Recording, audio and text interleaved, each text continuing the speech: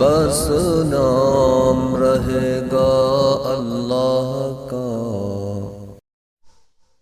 فاقرؤوا ما تيسر من القرآن.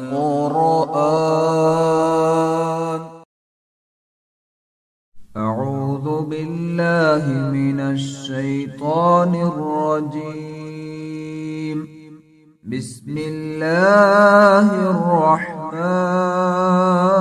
الرحيم.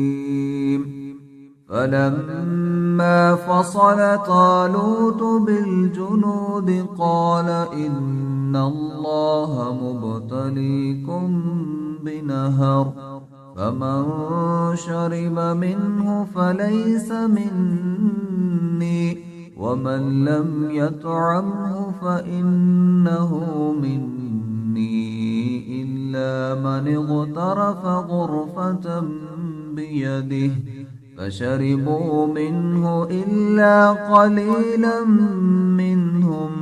فلما جاوزه هو والذين آمنوا معه قالوا لا طاقة لنا اليوم بجالوت وجنوده. قال الذين يظنون أنهم ملاقو الله كم من فئة قليلة غلبت فئة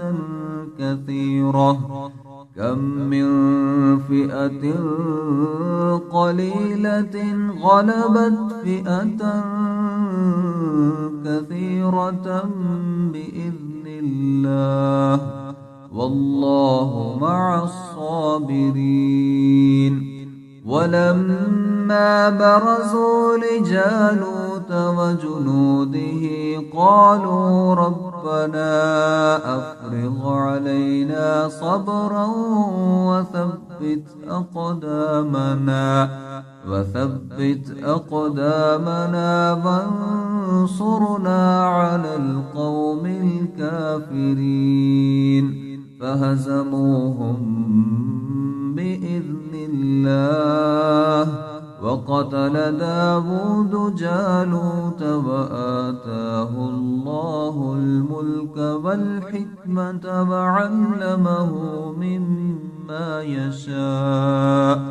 ولولا دفع الله الناس بعضهم ببعض لفسدت الأرض